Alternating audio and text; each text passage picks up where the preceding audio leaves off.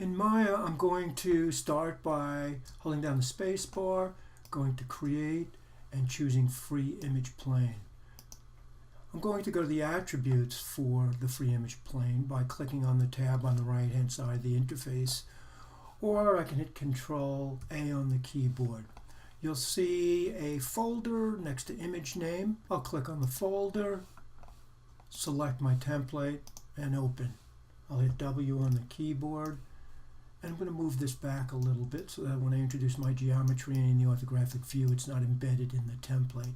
Now I'm also going to drop the alpha to about 0.5, and that just gives us some translucence if necessary, if our geometry should go on the other side. In this case, it will be a flat polygon plane, so we really don't have to worry about that. I'm now going to go to my front orthographic view. And I'm going to go to my channels windows first. And with my template selected, I'm going to add it to a layer.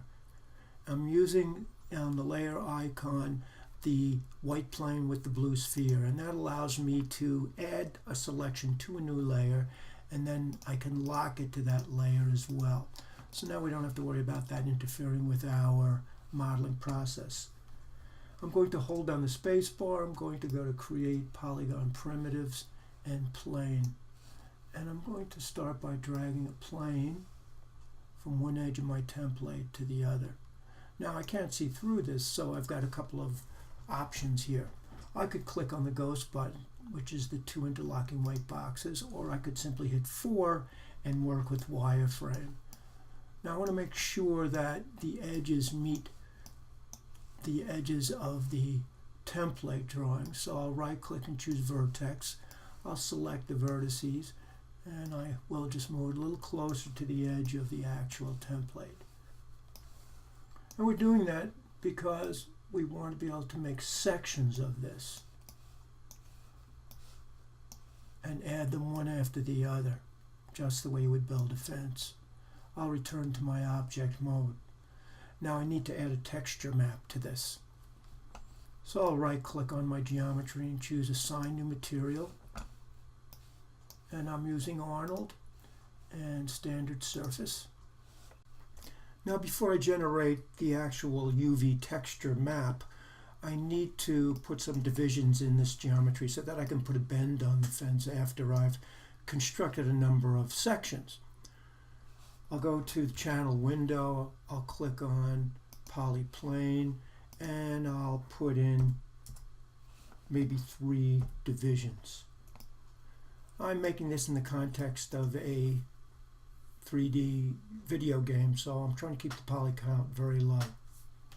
Now that I've got it divided the way I want, I'll right click, go to my material attributes, and I'll add the default checker pattern from the render node window, and I'll hit 6 on the keyboard.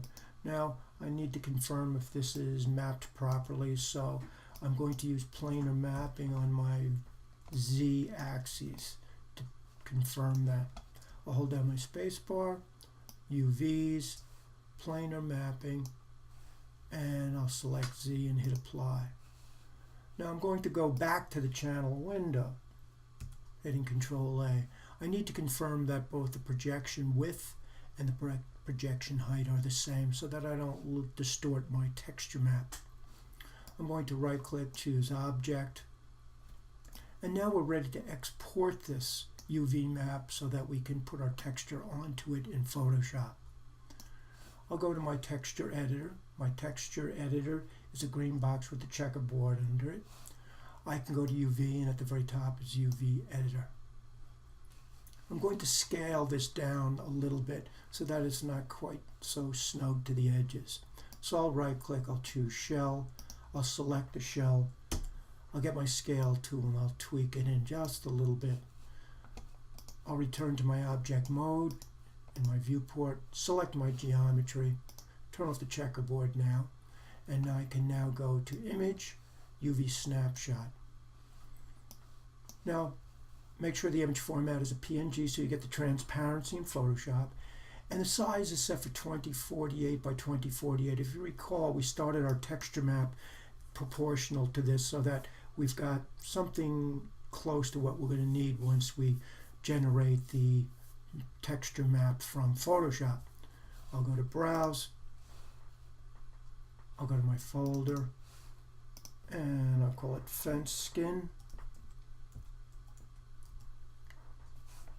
and I'll save, and then click on Apply and Close.